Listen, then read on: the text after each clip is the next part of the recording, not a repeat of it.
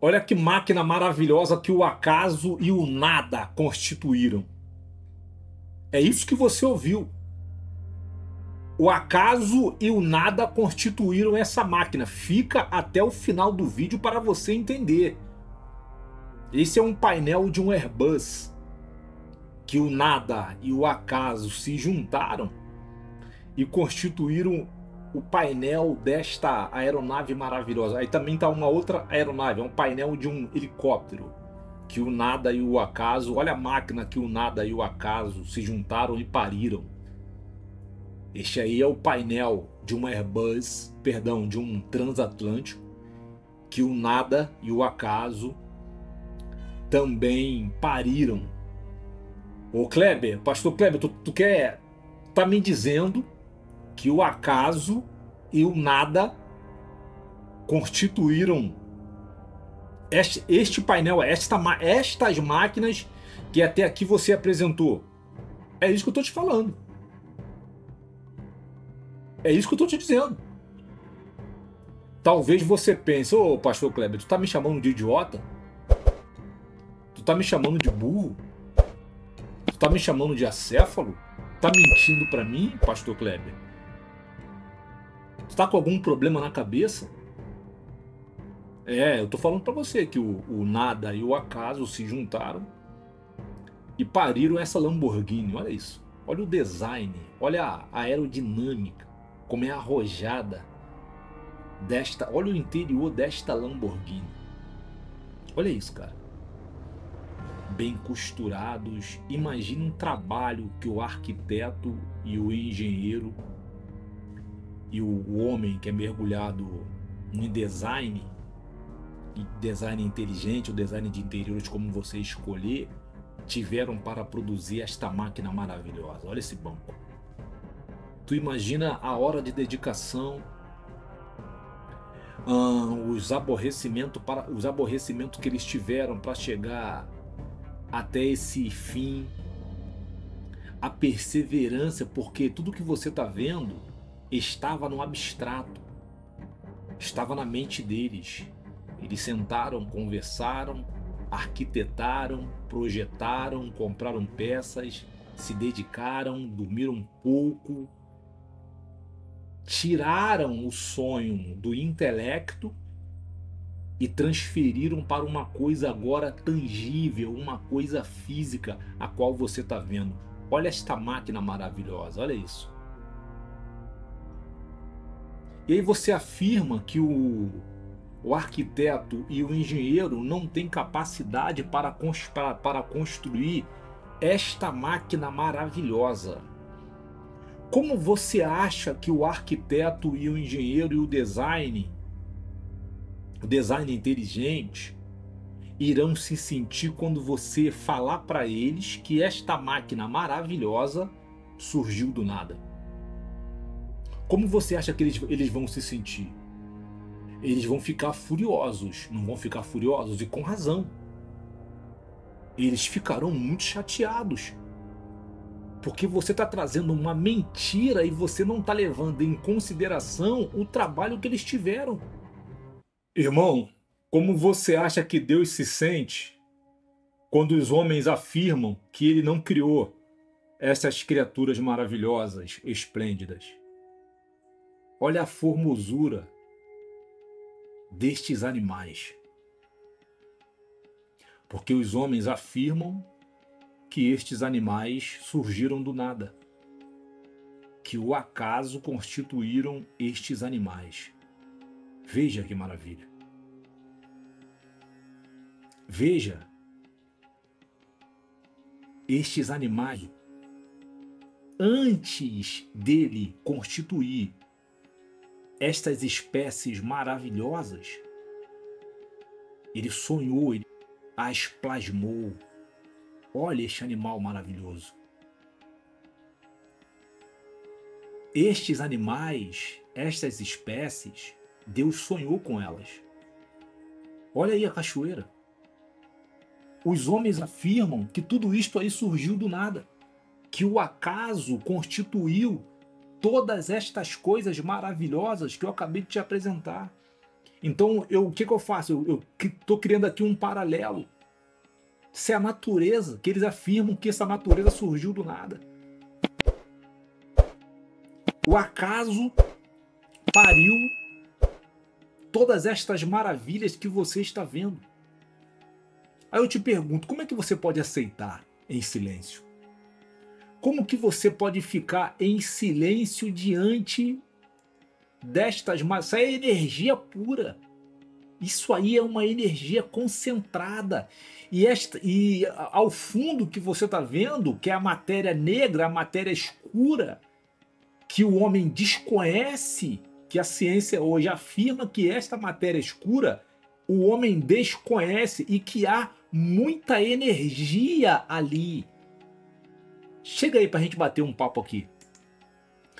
Aí eu te pergunto, o acaso poderia constituir tanto as máquinas que os arquitetos, os engenheiros e o homem que tem habilidade para ter uma mente inteligente no design, ele poderia, o acaso e o nada poderiam parir aquelas máquinas maravilhosas, a Lamborghini que eu te mostrei, o painel do helicóptero, do Airbus, do transatlântico. O que você acha?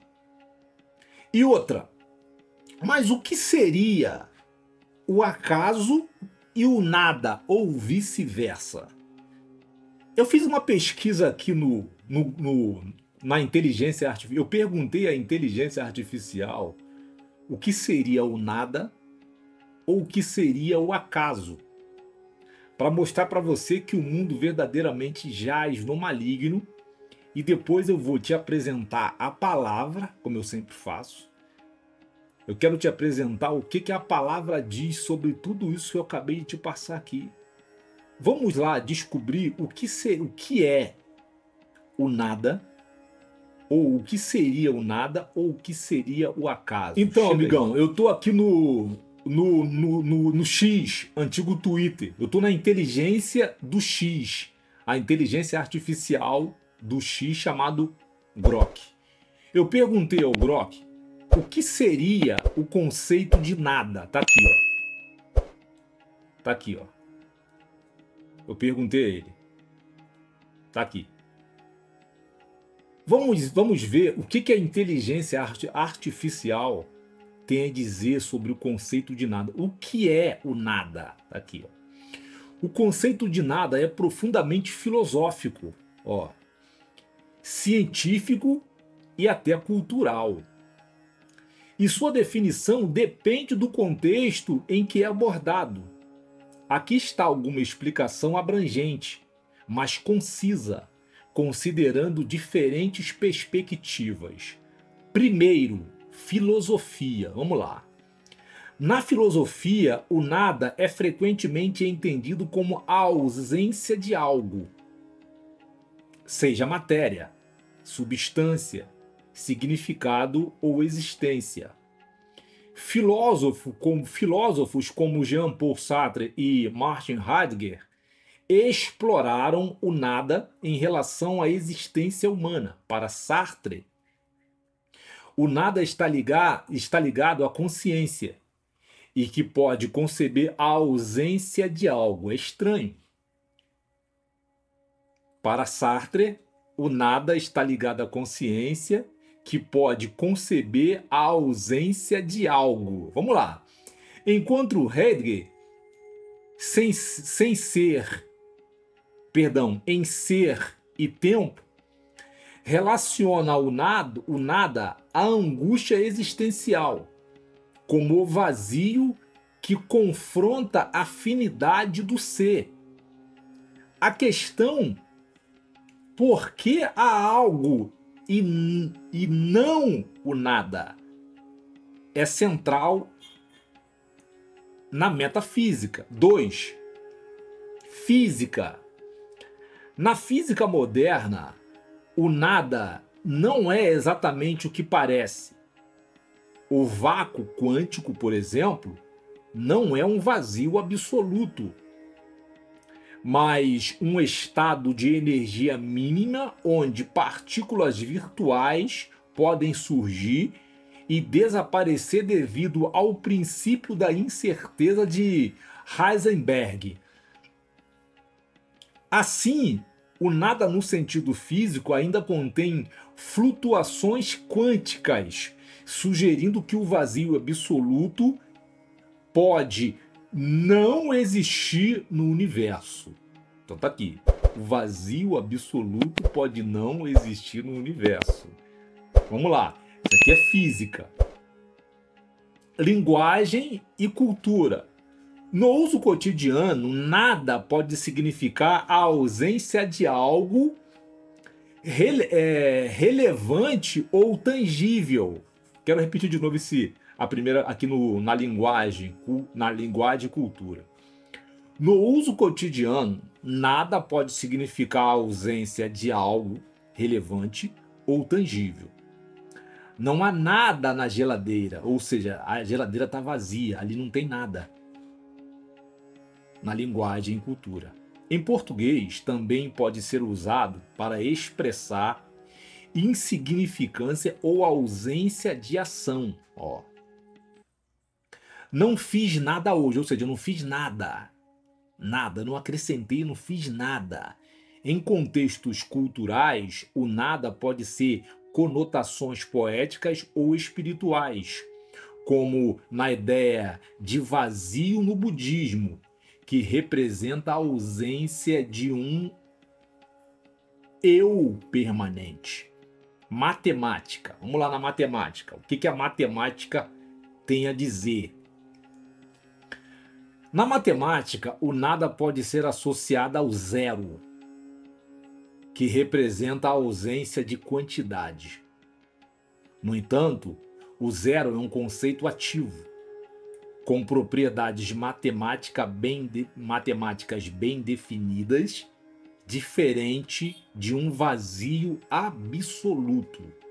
Em resumo, o nada é um conceito multifacetado que varia conforme a perspectiva. Filosoficamente, é a ausência de ser.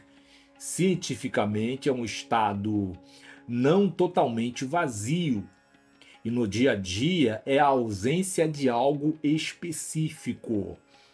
Se você quiser explorar um aspecto específico, por exemplo, o nada na filosofia existencial ou na física quântica, posso aprofundar. Então aqui eu te apresentei o conceito de nada. E o que você tem a dizer sobre o conceito de nada que eu acabei de te apresentar agora? Qual é a sua vivência com o conceito de nada?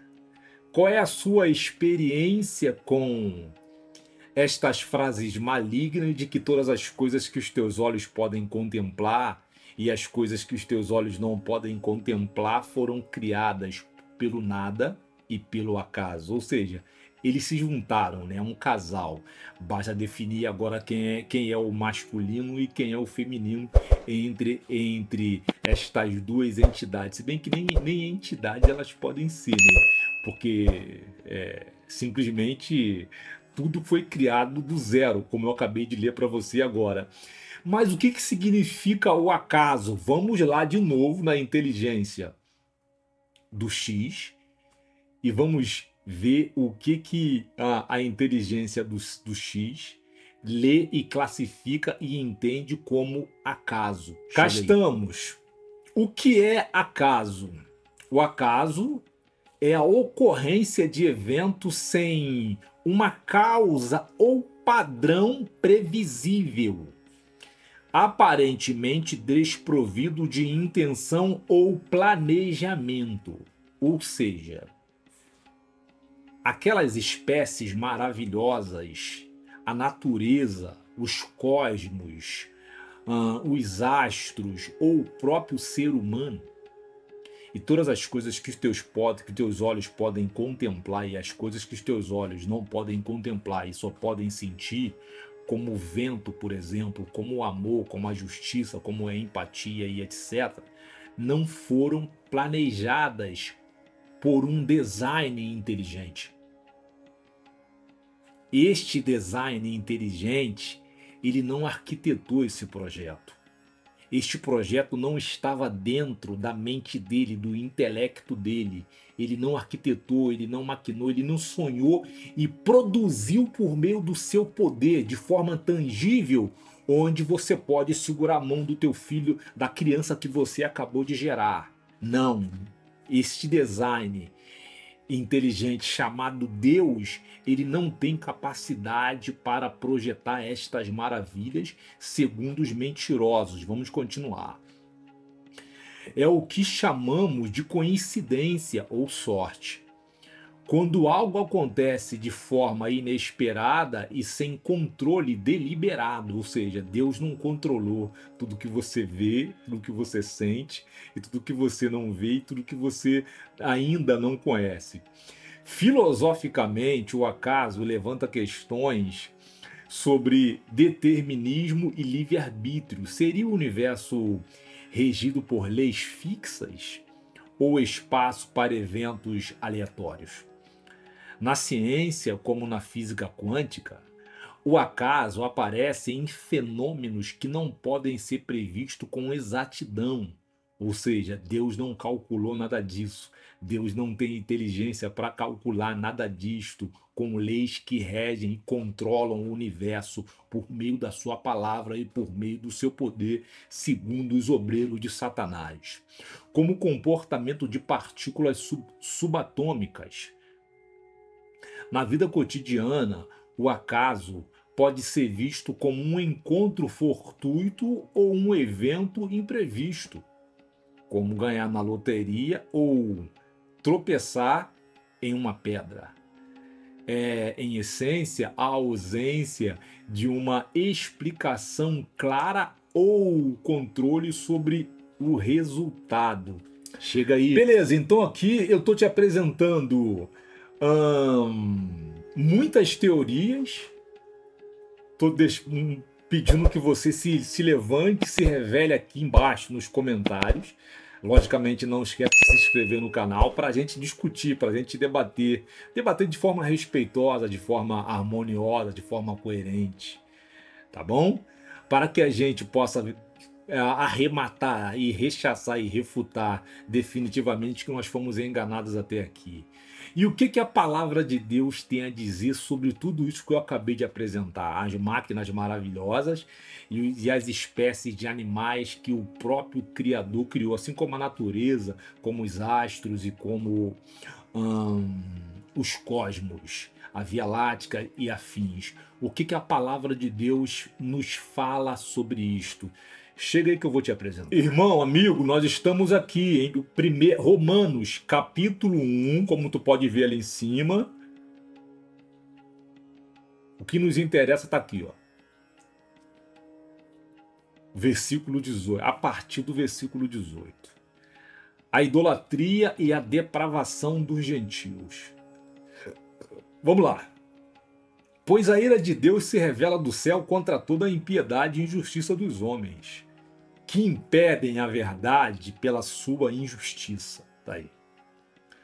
Pois o que se pode conhecer sobre Deus é manifesto entre eles, entre os filhos de Deus, porque Deus lhes manifestou. Tá aí. Quer entender sobre Deus? Anda com um homem de oração, anda com uma mulher de oração, anda com um homem que gosta de examinar a palavra, tanto o Antigo Testamento quanto o Novo Testamento, não por meio do coração, mas por meio do intelecto. Mas examina a literatura do Antigo e Novo Testamento não para parecer super culto ou super inteligente, não. Para que a palavra de Deus possa purificá-lo por dentro e depois de um tempo ele possa manifestar no mundo dos homens a glória e a cultura de Deus, para o nome de Deus ser glorificado por meio dele. 20. Pois os seus atributos invisíveis, seu eterno poder e divindade são vistos claramente desde a criação do mundo e percebidos mediante as coisas criadas, de modo que esses homens são indesculpáveis. Quando você contempla os animais, a águia, a onça, o próprio gato doméstico, o cachorro, os filhotes de leões, os cosmos, a lua, o sol, as estrelas. Você fala, é impossível que um criador não tenha feito, não tenha plasmado todas estas maravilhas. Claramente se percebe que aquilo ali é uma obra de um designer inteligentíssimo. Claramente se percebe que aquela obra ali é de uma mente, de um conhecimento elevadíssimo. E eu não posso negar isto. Eu não posso mentir para mim mesmo para agradar gregos e troianos, porque gregos e troianos não me agradam. Gregos e troianos não pagam as minhas contas. Amém? 21. Porque mesmo tendo conhecido a Deus, não glorificaram como Deus, e nem lhe deram graças, pelo contrário, tornaram-se fúteis nas suas especulações, o acaso e o nada. E o seu coração insensato se obscureceu, dizendo-se sábios, tornaram-se loucos, e substituíram a glória do Deus incorruptível por imagens semelhantes a homens corruptíveis, às aves, aos quadrúpedes e aos répteis. É por isso que Deus os entregou à impureza sexual, ao desejo ardente de seus corações, para desonrarem seus corpos entre si. Pois substituíram a verdade de Deus pela mentira e adoraram e serviram a criatura em lugar do Criador, que é bendito eternamente. Cristão, em nome de Jesus, cuidado com isso aqui. Irmão, em nome de Jesus, cuidado com isso aqui. Tu foi levado à igreja pelo Espírito Santo de Deus. Se você hoje está na igreja, tem uma vida renovada, a tua vida hoje é uma vida renovada. Tu tem um caráter elevado, tu está verdadeiramente inserido dentro da cultura de Deus. Deus governa a sua vida. Deus te levou para a igreja para você falar a verdade, não é para você se curvar diante dos homens, não é para você servir a homens. Está ali, ó. Pois substituíram a verdade de Deus pela mentira e adoraram e serviram a criatura. Deus não nos colocou, Deus não nos levou para a sua cultura, que é a igreja, para a gente servir a criaturas, mas para servir o Criador por meio das nossas ações, hábitos e cultura e caráter. Nunca esqueça disto. Se você está dentro de uma igreja onde o pastor mudou a sua cultura, se tornou um mentiroso, se tornou um enganador, se tornou um trapaceiro, saia deste lugar, porque Deus não está neste lugar e você foi liberto das mãos do diabo para servir a Deus e não aos homens. 26.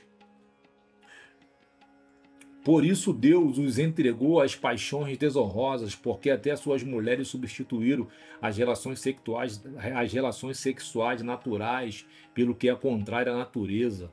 Os homens, da mesma maneira, abandonando as relações naturais com a mulher, arderam em desejo sensual um pelos outros, homem com homem, cometendo indecência e recebendo em si mesmo a devida recompensa do seu erro.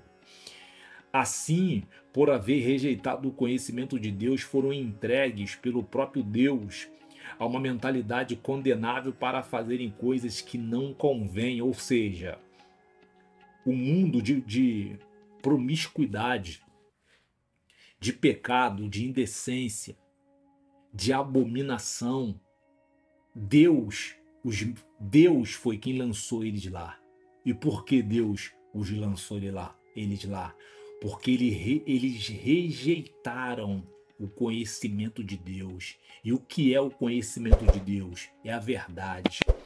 É você dar testemunho da verdade e refutar que o acaso não criou nada, que o acaso não criou nada, que o nada não criou nada, e que o acaso não criou nada porque eles nem existem.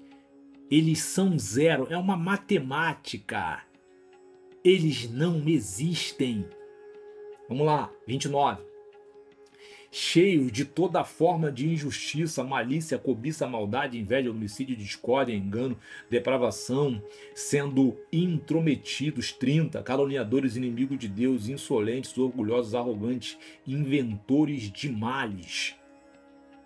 desobedientes aos pais, insensatos, indignos de confiança, sem afeto natural, sem misericórdia, os quais, conhecendo bem o decreto de Deus, que declara digno de morte, os que praticam estas coisas não somente as fazem, mas também aprovam os que as praticam. Chega aí, dê testemunho da verdade.